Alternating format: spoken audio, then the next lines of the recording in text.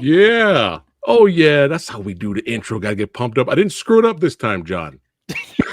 Yeah, oh, that's right. With the sniper one, I was good thing I wasn't doing anything like I was like oh wait a second, we're on. We reviewed all the sniper movies in one video, and then we ranked them, Lindsay. Oh And I gosh. botched the intro. It's like it was like screw it, I played it anyway, but it was pretty funny. But what is going on? All you Chucksters, you Chuck maniacs watching right now.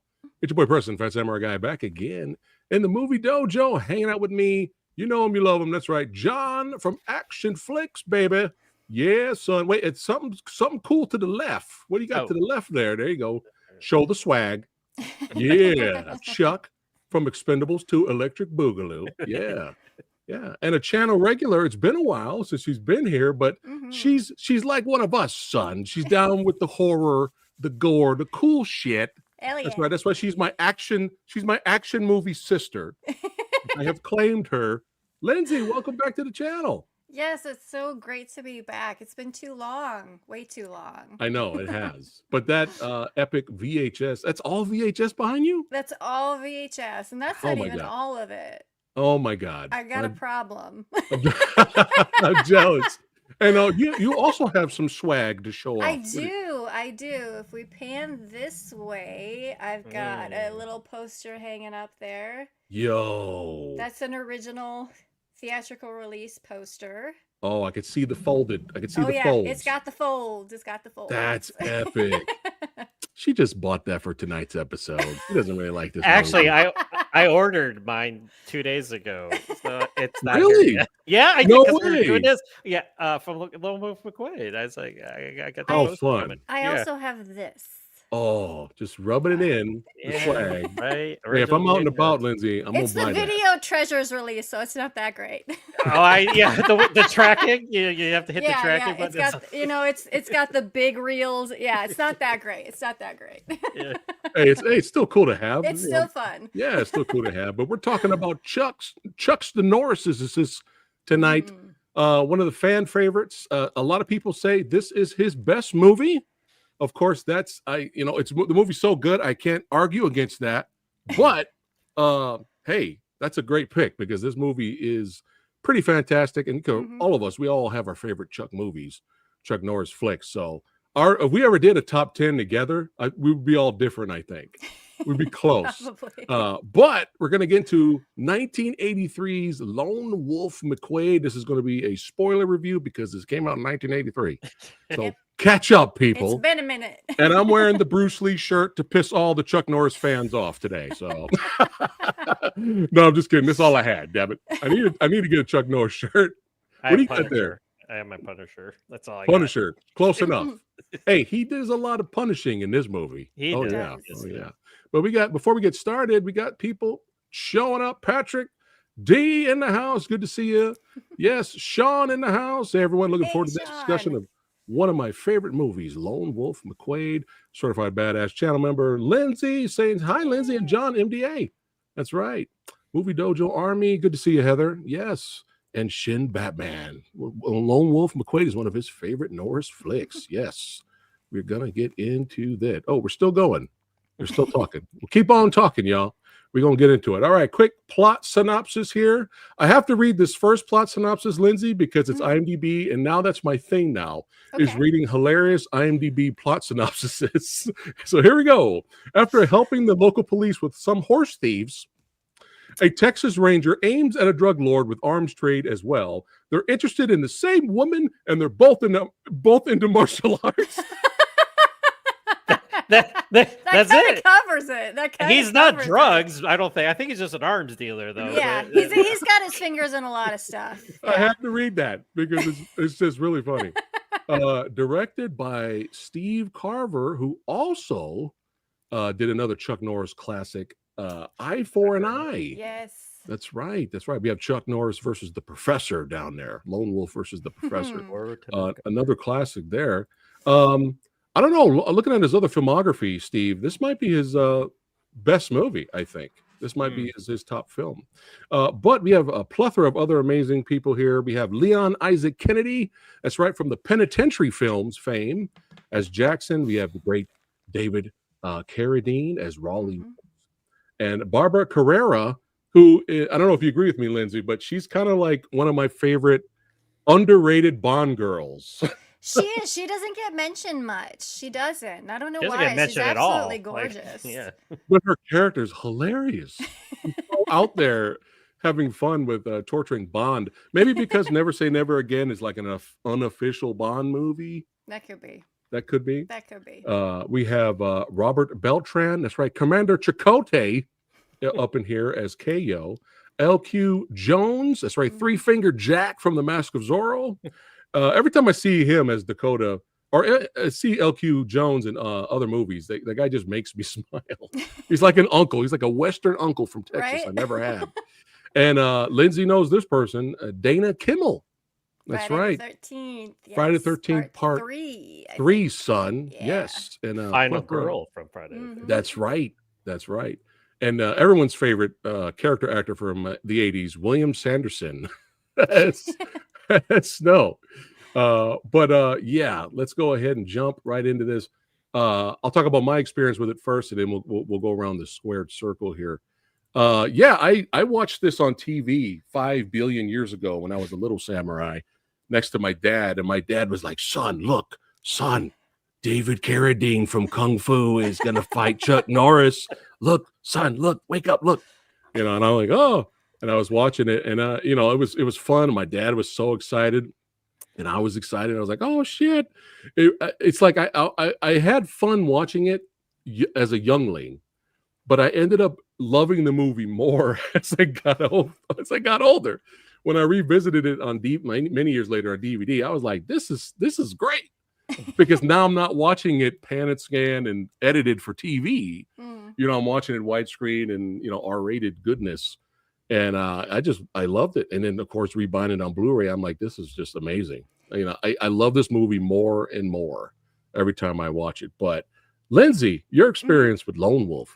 Well, yeah, I remember watching it as a kid too, because mostly my older brother like watched it all the time. It was like his favorite movie. He wore a vest all the time, like JJ McQuaid, because he loved this movie so much. And so just by watching it with him all the time, I started to love it. And yeah, we'd always talk about this movie, like how awesome it was. And then I revisited it as an adult, and you appreciate other things about it, Yeah. It's not just all the shoot 'em up and kicking and stuff. That stuff's great, but there's other things going on in this movie too that are fun and interesting. Yes. Well said. John. Mine's the same as yours, Samurai. I like. Okay, so I have a special fondness for this movie because this is literally probably. I mean, I saw Raiders, of course, before this because it came out in the movie theater. But that's more of an adventure movie. Like this was probably my first pure action thriller. And it came out on HBO. I remember HBO was starting at the time, and we had just moved into a new house. And my dad and my dad's awesome. Like he was like. I was 10, so I was like in that age where it's like it was probably starting to get, and he saw it was PG rated. Right. Actually, Right? it should have been 80s R rated when you think of PG. which made the 80s great. It's like you say the F word twice, yeah, it's okay. Yeah. Don't worry about it. It's all right. Boobs, nobody cares. No, who cares? No, come on. People dying left or right. There's blood Right? squibs. It's okay. But yeah, so I watched it on a Saturday night with my dad, and that was it. I was a Chuck Norris fan. I was a martial arts fan. I was an action fan. So that's why I have such a love for Chuck Norris, because he's literally like, I mean, aside, like I said, from Harrison Ford and Star Wars, because I was all into that too at the time.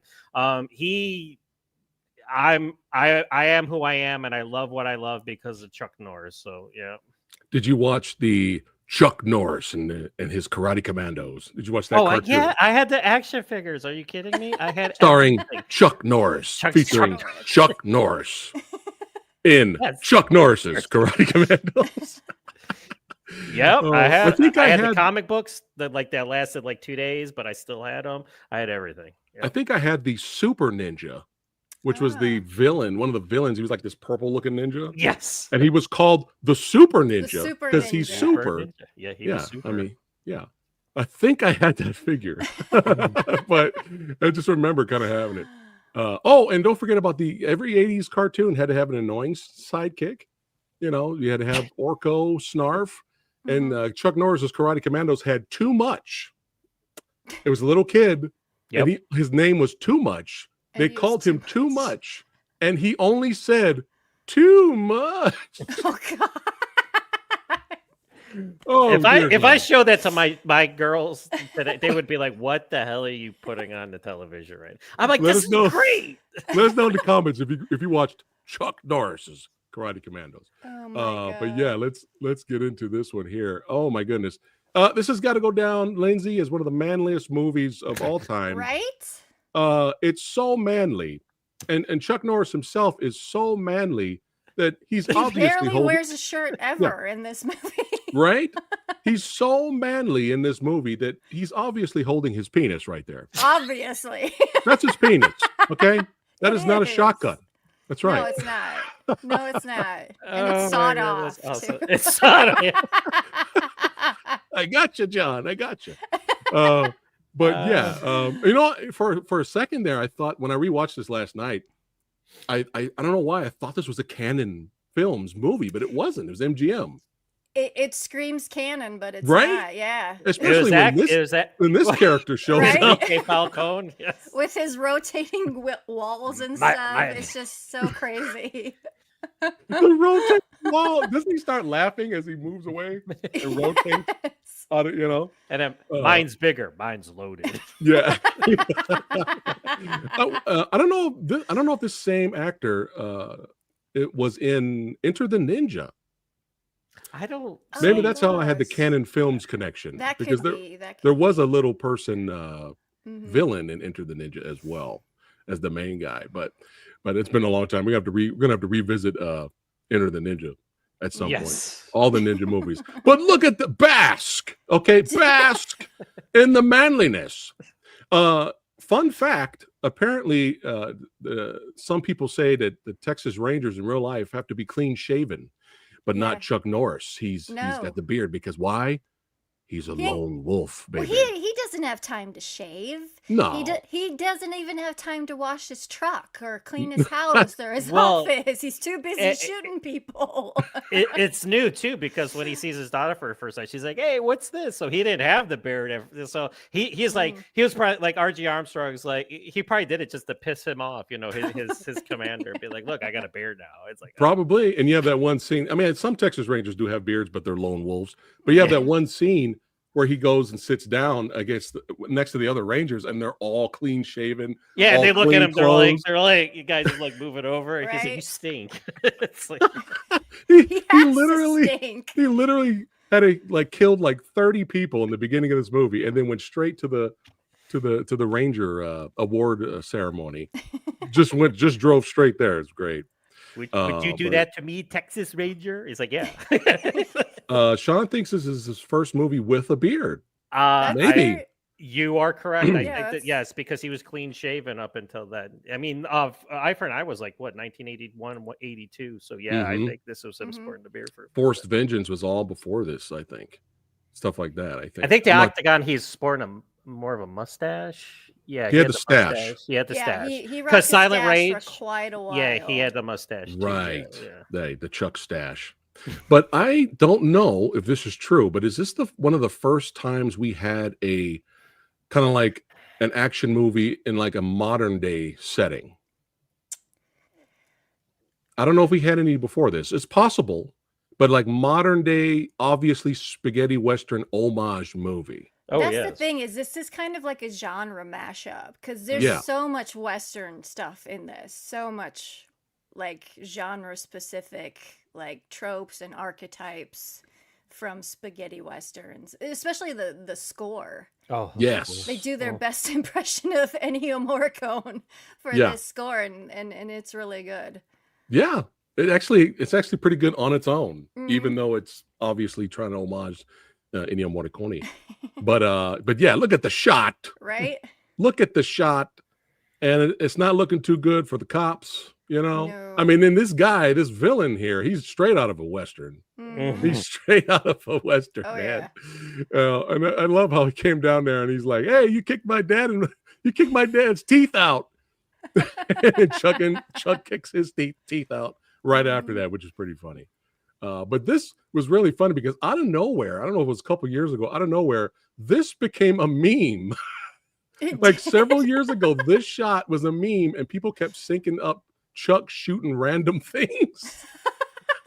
And it was like on Instagram. And all Why over not? the place. It was really funny. Like some jogger, and then the jogger just trips over. It's really funny. It's really funny. But yeah, Chuck right in the beginning, Chuck kills like 30 people, Uzi blasting. Yeah. We got some martial arts, and then shows up just in time for his retirement party. Yeah, his retirement partner, his mentor. But yeah, every time I see this guy, he makes me smile. But of course, you know, the senior in charge, of course, he's like pissed off. He just just looking at Chuck makes that guy sick. He's just like, this fool's showing up dirty, causing ruckus. What makes me laugh about this movie is that he's kind of famous. Yeah, R.T. Armstrong. Yes. Everyone knows who he is.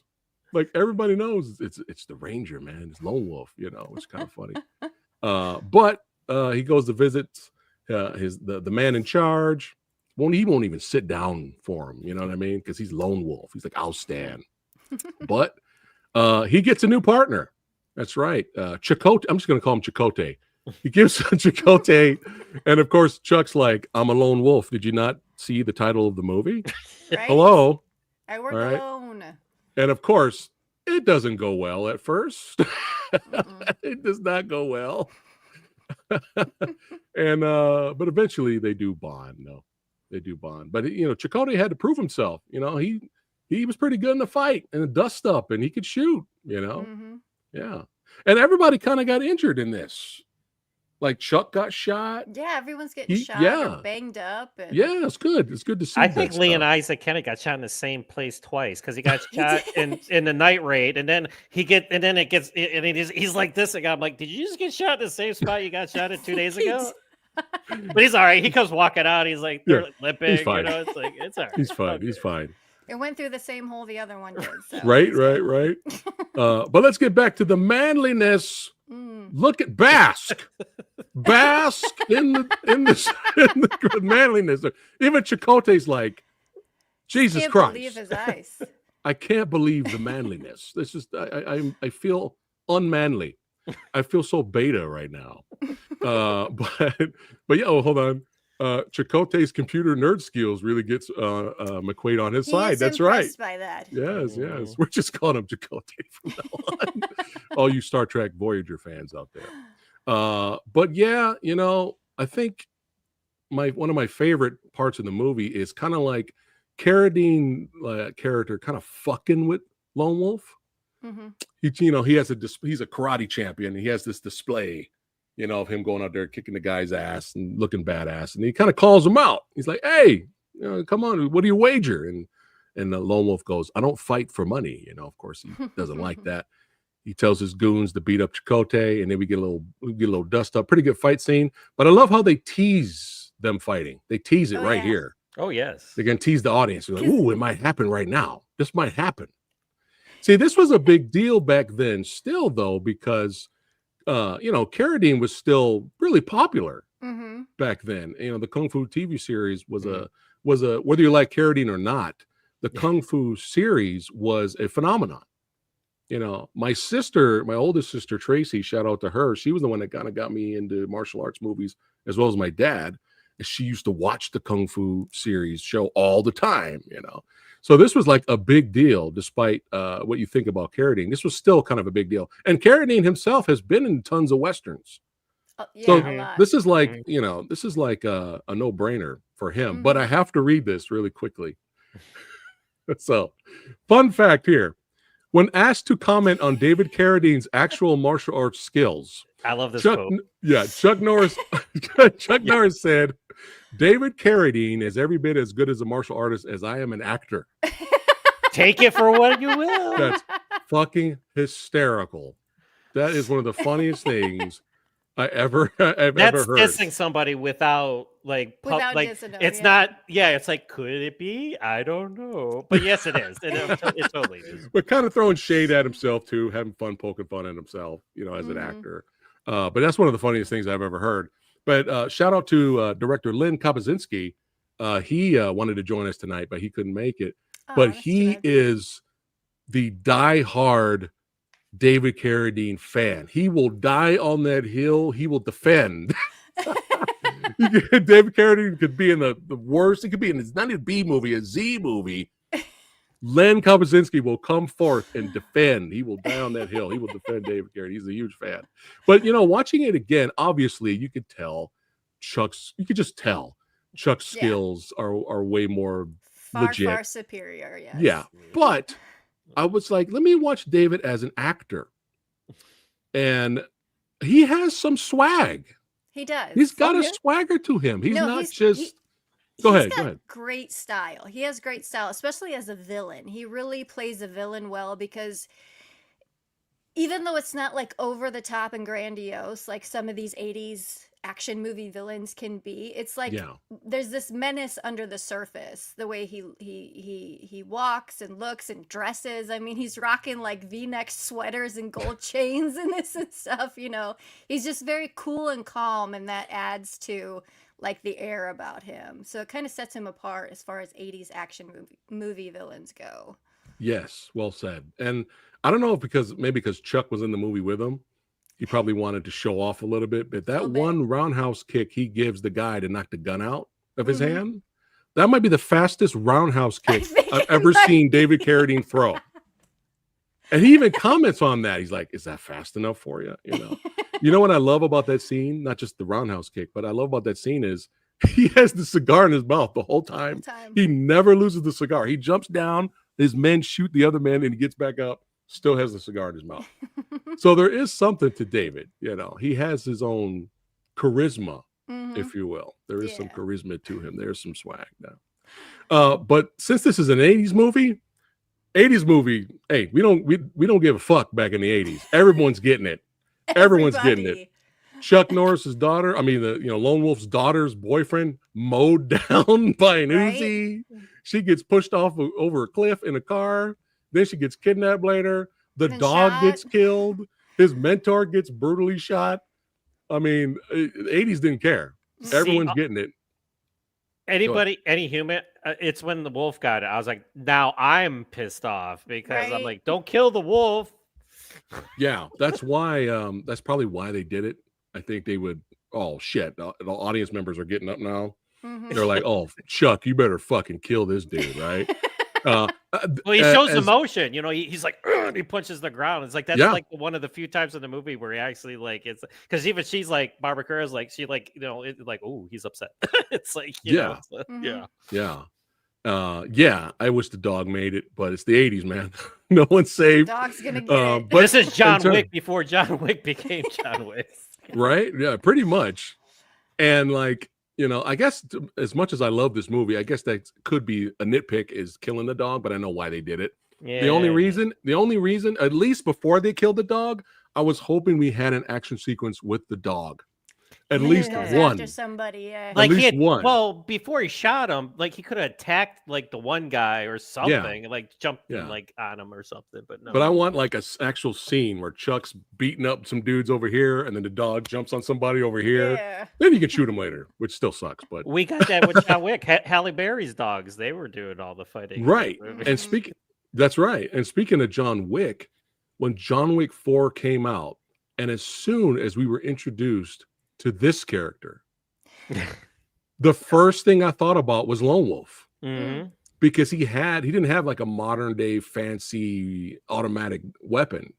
He had like kind of like an old school rifle, and he was kind of a loner, you know what I mean? And he had the dog with him, and I was kind of wondering. I was like, I wonder if this was inspired a little bit by Lone Wolf's character, but it just made me think of him. But yeah, things aren't going well. Obviously, I love how she's like talking with Chuck earlier, and then Carradine immediately walks up to her and he's like, "Yeah, she's mine." He's like, "Yeah, she's mine." He drives up in his car that says karate on it. and as soon as they walk away, he's got to make sure he kisses her in front of Chuck, just to double check. Well, you notice? Go ahead. Are you gonna say it? No, go for it. You go. Okay, because as soon as he she's looking at him when Yeah. he's kissing her. She looks over at Chuck Norris. She's like, I don't care about you. She's like, I'm looking at this guy over Yeah, here. while making out with Kane, and she's staring at Chuck. But of course, after all the craziness has gone down and all the brutality, she leaves him. And I love how they go on some kind of bootleg date or just to get away, her and Chuck, and they end up going to this bar. And immediately she's harassed, and then he kicks this guy's ass. Gets attacked by his brother. Was that Aaron? That's Aaron Norris. Yep. Oh, that's hilarious. Yep. That's hilarious. As soon as they sit down, but before they even get a chance to like order a meal, he's already flirting with her. But she gets the first punch. Yeah. She tells Chuck, hey, hold on, I got this. And then, and then Chuck's like, all right, we got to go. But yeah, no, that was a quick date. Penis. All right, let's keep it going here. You're probably not wrong. Yeah. So we get to the FBI guys. Oh my God. That one guy. Burnside. Oh my God, John. Talk about that character. Oh my God. Could he be any more like he's when you first meet him in the office, he's not as annoying. Like he's just kind of like he says what he says, and you're just like, yeah, whatever. And then like they're going through the desert and they're in the cars and everything. He's like, why? He's like, why don't you just shut the hell up? And it says, he's like, he knows his country better, part of the country better than all the warts on your ice backside. It's like, I love that line too. Yeah. But yeah, he's like, how did you become an FBI agent? Like, there has to be some sort of training that goes, because FBI training, I'm pretty sure is rigorous, and like they really make you do your stuff. Hope so. This guy's a moron. He's just, oh my God, holy cow! It's like, well, why don't we just kiss this guy's ass? That's what he you said. You should. Oh God! And then they end up raiding the compound where the deals are going down. And he just blatantly just walks out there with like just 3 guys, even though there's like 50 dudes there. Yeah. We're the FBI. Put your weapons down. As soon as he says that, they unload their weapons. They're like, yeah, right. Immediately gets shot and killed. He's gone. I was laughing at that. But unfortunately, Chuck gets overwhelmed. Oh, I like that shot. Where'd you find that one? I never saw that. Oh, that's a good shot. Actionflix.com is where. Wait, did I get? Is that from me? No, I don't know. Maybe I found it somewhere, but yeah, maybe. But yeah, that is pretty dope. But yeah, Chuck was like, took some dudes down, but he's already injured. He's shot in his arm, and he's kicking that dude in the throat, man. I know, dude. Right there with a boot. I know. Hopefully, he got paid a little extra there. Yeah, probably. But he tells Chakotay to leave, save himself. Chakotay runs and hides, and they overwhelm the Chuckster, and they kidnap him. And now I'm going to give this over to Lindsay. Lindsay, what happens next? Please explain this scene here. So he gets captured. And what they decide to do is bury him in his truck, which is a bad idea because there's a beer in his truck. And for him, beer is like spinach and Popeye. That's right. So he pours it on himself, hits the turbo booster on his truck, and just like launches out of being buried alive in this truck. And it's the greatest fucking scene ever. just jets out. Guns it. Oh, so good. It was so good. Physics be damned. Yeah, that's right. Fuck it. That's right. It's Chuck Norris. There is no physics. There's no physics. I love that. The beer was his spinach. But not only does he get out, he opens the door and proceeds to shoot the last guy. He's like, I'll take care of this guy for you. Like, kills everybody that's left. Yeah. Because he's motherfucking lone wolf, son. That's right. Oh my God. But yeah, now they got to just recoup and figure out what the hell they're going to do now. Yeah. And he has issues shooting with his pistol now. He did some target practice and he has issues because he's still injured. But he can still kick. That's right. That's right. Still kick. And there's only one FBI guy left. Leon's the only one left. Well, the cool one's left. Yeah, the cool one. Yeah. And so, hold on a second. I used to reenact this movie with my Legos when I was a kid, especially the buried alive scene. That's awesome. That's amazing, Sean. Good times. Oh my God. But oh man. But yeah, they gotta recoup and figure out what they're gonna do. FBI guy, he's like, "Hey, you're not going without me." And then Chakotay shows up. He's like, "Hey, you're not going without me." And all three of them gotta go rescue his daughter, save the daughter again, kind of. And he gets the scoop from this guy because he's got beef. He's got beef with Kane. He wants like, those "Hey," guns. That's right. He's like, "Hey, he's got your daughter, and hey, take him out, and I want my guns." That's the deal we made. And what an explosive finale!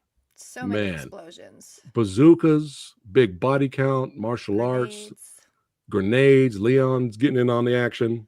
And then we have the bulldozer versus, is that like an APC or whatever? Yeah, it's like an armored military personnel carrier. Yeah, the minigun scene before with a 60 on it, with an M60 on the top. Why and not? like I said earlier, the 80s just didn't give a fuck, and the love interest is dead now. Yep. You know what? I am stunned Chakotay lived. I'm stunned. They all lived. Like, Leon, they were beat up. Actually, that's true. I'm surprised. I'm surprised both of those characters lived. I'm kind of surprised. I love it. Usually it's such a trope that it's like one person has to walk out when the dust settles. Like I love the fact that they all got last man standing. Yeah.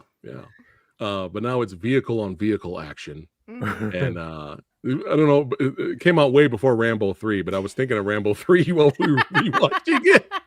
Tank versus helicopter. Who's gonna win, right? But who wins? Who wins the vehicle face-off? The Chuckster, the Chuckinator.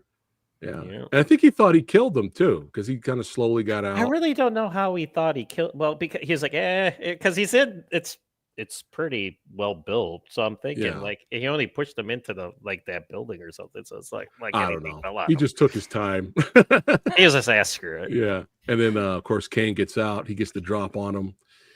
And he's like, "Wait, hold on a second, man. You made this personal. You killed my dog. You killed my girlfriend. You killed my daughter's boyfriend. You killed my mentor. God damn it. We're putting the guns down, son, and we're going to give the audience what they came to see, son. We're going to throw down. This is what this whole movie is all about." And like a legendary, amazing, skilled veteran pro wrestler can carry a green rookie wrestler who's barely been in the ring for like 2 months, but he can carry that person and come out with a great match. Len's gonna kill me when he sees this video. I think that's what's happened here, because even though Carradine is limited, it's still a great fight.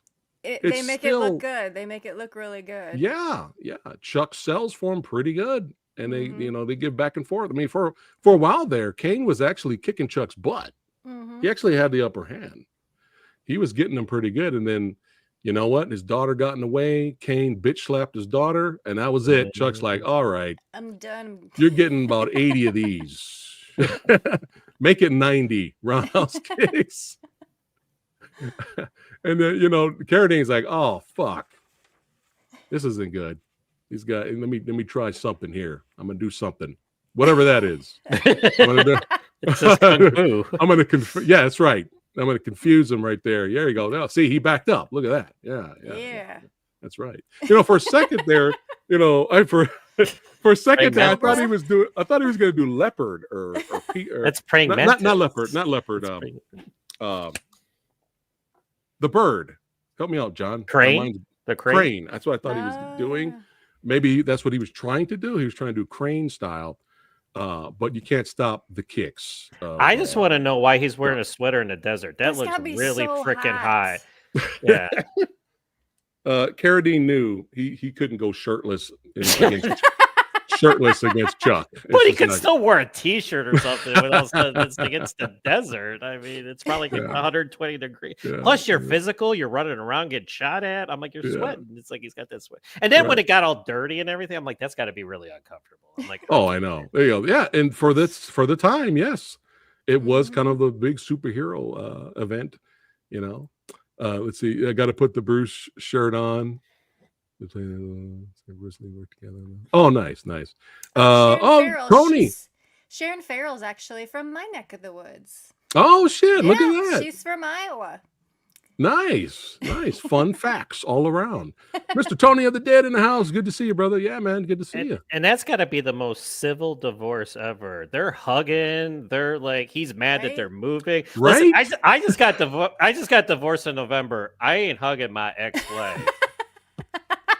I'm serious. I'm like, I'm not like she's kissing him on the cheek. It's like, what? Are you divorced or what? It's like he's still going after Barbara. Penis.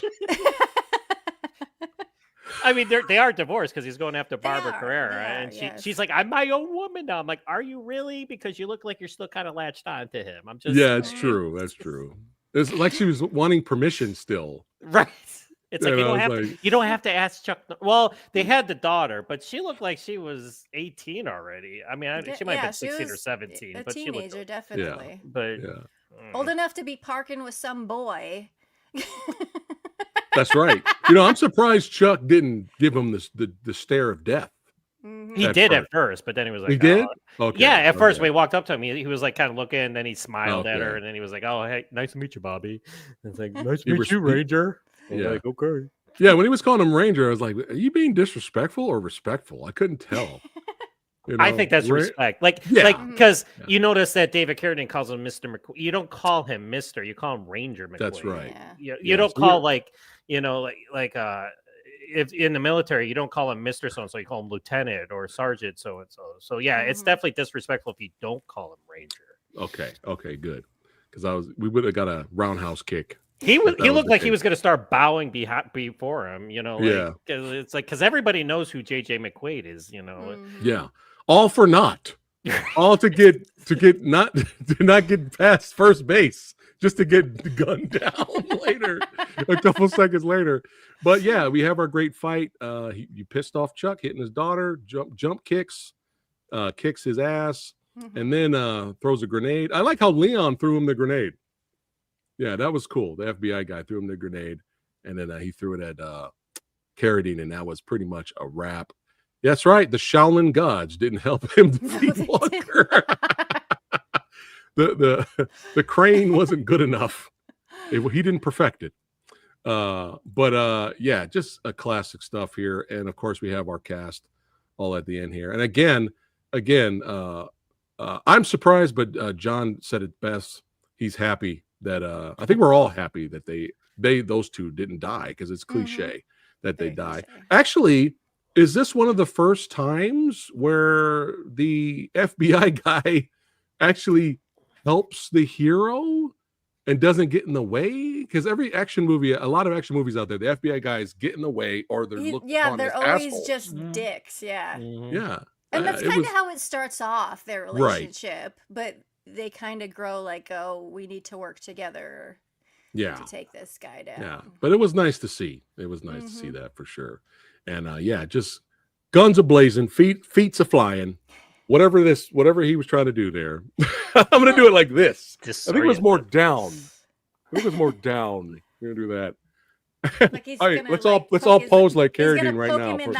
Let's pose like Carradine like now for the thumbnail. I'm gonna post that later. But yeah, let's go ahead and rate this. We're gonna do letters here on the channel. C is average. Lindsay, what are you giving Lone Wolf McQuaid? I'm giving Lone Wolf McQuaid probably like a B+ overall is where I would rate it. Where it still holds up, it's still got great action and stuff like that. There's just a lot going on. There's so many moving pieces in this and little side plots and stuff like that that can kind of bog it down. And I wish we'd gotten more of David Carradine. Because they kind of keep him held back through a lot of this movie. You know, he shows up a couple times, but he's not as to the forefront as I would want him to be the big boss villain. He does kind of disappear for third act. He kind of disappears for a second there. But B+ is great. What do you rate the action? The movie you give this, the story, the movie you give a B+. What are you going to give the action? Oh, the action's great. Action is A all the way. Because there's so Nice. many explosions and different weapons and fights and stuff. It's like this movie does not suffer a lack of action, that's for sure. Especially Copy that that. opening. That opening is so great when he's standing up on the hill and they shoot Yeah. at him and he doesn't even flinch. He's Nope. just standing there taking it like, yeah, you can't hit me. I'm Lone Wolf. That's right. That's right. John, what do you give the movie, and what do you rate the action? Do you need to ask me this question? Are you seriously asking me this question? Listen, I'm biased. I'm gonna admit it. F minus. I'm gonna throw myself in front of the truck because it's Go A for plus. Everything's A plus to me. I watch this movie and I'm like because like I said, this was my first foray into actual action cinema. Lindsay, again, I do respect your opinion and I can see what you're talking about, but I'm just like, I don't care. I'm like, it's awesome. It's like, and here's the thing. I always like, and this might be a weird opinion, but I think this movie is what prompted Walter Hill to do Extreme Prejudice, because the ending is exactly like, it's so fast, it's furious, pardon the pun, but it's like, that finale in Extreme Prejudice at the end, where it's just like it's so fast and if you blink you miss it type of stuff going on. It's like that's kind of what this finale was. It was, dude. That's a great double feature. You I guys, I've watched that as a double feature. Oh, there you go. Like, oh yeah, do it. Everybody watching right now. Lone Wolf, McQUAID, and then right after that, Extreme not only do I do the double feature, Prejudice. I watch the special features as a double feature too. I'm like, I'll go this one, I'll go this one. Yeah, I think Extreme Prejudice is underrated. I really do. Oh, that movie blew me it's away. so underrated. Yeah, It is that blew such me a great away. movie. It's got Nick Nolte in it. Come on. Nick Nolte is an action hero. It's like, come on. Right. Yeah. So A+ all around movie and action. I'm sorry, from John. like I said, I'll take the hit, but it's like it's take all the A+. hit. It's all rating. I just like again. I seriously, I'm like, I don't need to watch this again, but I'm gonna watch it again because I was coming on their show. I was watching. I get goosebumps. I get chills when the organ music starts playing at the end when they square off. I'm just like, my hair stands up when he punches his daughter and he just screams in slow motion, and I'm just like. I always get like I'm jumping out of my seat. I've seen this movie 8,000 times. It's like the first time for me every time I see it. And you were talking about the score, and it is an homage to the spaghetti westerns. It's but great. It's really good. it's one of the It's this good score, on its own. Yeah, and it's this score and the Delta Force score are two of the best 80s action scores ever. Hans Zimmer did the Delta Force score. I was like, what? The Delta Force score is like, and they didn't have any money. 80s so action hero theme sound like? He didn't have any money, so it was synthesizers all the way. But it's like one of the best, most rousing, epic action scores of the 80s. And you hear it, you're just like, I want to just go jump on a motorcycle with missiles and just start blowing shit up. or work out. Or go in my backyard and just start shooting the shit out of wood. You know, there you go. With shirtless, with no shirt. I ain't going shirtless. But here's the thing. That reminds me of a good thing to say real quick. Yeah, it's on my phone. I have it on my phone. I'll put it right now if you want me to. What's up, John? But in the 80s, you had Stallone, you had Schwarzenegger, you had Lundgren. Like those guys were larger than life with their physiques and everything. Still, Norris was like the everyman's in shape. Like he was in shape. He had the karate physique going and like that, but that was more of a practical physique, and I love that about him because like he wasn't as big as these guys. I mean, size, height wise, probably, but you watch these other guys, and they're just like they flex, and it goes up to here, and it's just like I just love how he was in shape, but it was like it was realistic, and well, you got to keep that speed, man. Exactly. Yeah. Yes. The Delta Force theme fits with everything. It does.